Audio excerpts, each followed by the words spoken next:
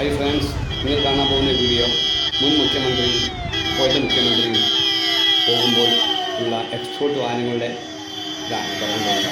മുൻ മുഖ്യമന്ത്രിക്ക് ഒരുപാട് എക്സ്പോർട്ട് വാഹനങ്ങളുടെ കൂടെ ഇപ്പോഴത്തെ മുഖ്യമന്ത്രിക്ക് ആകെ 3 വാഹനങ്ങളേ ഉള്ളൂ. മുൻ മുഖ്യമന്ത്രിയുടെ അനുയായികൾക്ക് ഒരുപാട് വാഹനങ്ങൾ പോയതിനൊക്കെ ന്യായീകരണം പറയാനുണ്ടാവും. ഇപ്പോഴത്തെ മുഖ്യമന്ത്രിക്കും അനുയായികൾക്കും പറയാനുണ്ടാവും, അതൊക്കെ മതി ന്യായീകരണം പറയാനുണ്ടാവും. പക്ഷേ എനിക്ക് പറയാനുള്ളത്, എൻ്റെ കാഴ്ചപ്പാടിൽ ഇപ്പോഴത്തെ മുഖ്യമന്ത്രി പോകുമ്പോൾ മതിയല്ലോ എന്നുള്ളതാണ്. അതേസമയം പിണറായി വിജയൻ്റെ ഒരുപാട് വാഹനങ്ങൾ പോകേണ്ട തൻ്റെ വീഡിയോ കാണാം.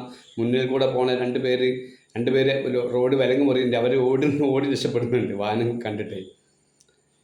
ഇത് ഞാൻ ടെലിവിഷൻ ചെയ്താട്ടോ പറയുന്നത്, അല്ലാതെ ഞാൻ എഴുന്നോട്ട് പറയില്ലല്ലോ. ടെലിവിഷൻ ചെയ്ത് കാണിച്ചു തരികയാണ്. അപ്പോൾ ഇപ്പോൾ ഇവരെന്നല്ല, ഇനി കേരളത്തിൽ നിന്നല്ല, ഇന്ത്യയിലെ ഏത് മുഖ്യമന്ത്രിമാരും പോകുമ്പോൾ ഇങ്ങനെ കുറച്ച് വാഹനങ്ങൾ മതി. ഇനി മുഖ്യമന്ത്രി എന്നല്ല, ഏത് മന്ത്രിയായാലും ഈ പ്രതിപക്ഷ നേതാവ് തന്നെ പോകുകയാണെങ്കിലൊക്കെ കുറഞ്ഞ വാഹനങ്ങൾ മതി എന്നുള്ളതാണ് എൻ്റെ ഒരു കാഴ്ചപ്പാട്. കാരണം വെച്ചാൽ ഇതൊക്കെ ഖജനാവിലെ പൈസ ആണല്ലോ ഇതിനൊക്കെ ചിലവഴിക്കുന്നത്. സ്വന്തം പോക്കറ്റിൽ നിന്ന് പൈസ എടുത്തുകൊണ്ടൊന്നല്ലല്ലോ ഈ വാഹനങ്ങൾ നിറഞ്ഞിങ്ങനെ പോകണമെന്നു.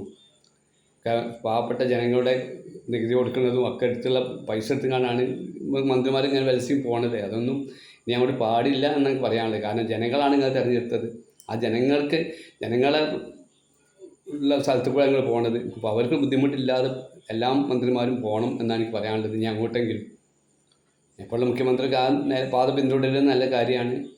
ഇനിയിപ്പം 5 കൊല്ലം കഴിഞ്ഞാൽ വേറെ മുഖ്യമന്ത്രി വരും, അദ്ദേഹം ഈ പാത പിന്തുടരണം. മുഖ്യമന്ത്രിക്ക് മാത്രമല്ല, എല്ലാ മന്ത്രിമാർക്കൊക്കെ ഇതാണ് നല്ലത് എന്നാണ് എൻ്റെ ഒരു അഭിപ്രായം കേട്ടോ. ഞാൻ ആരെയും പ്രകോപിക്കാൻ വേണ്ടിയിട്ടോ ആരെയും കുറ്റപ്പെടുത്തുന്നതല്ല. കേരളത്തിലെ ജനങ്ങളാണ് നിങ്ങളെ തിരഞ്ഞെടുത്തത്.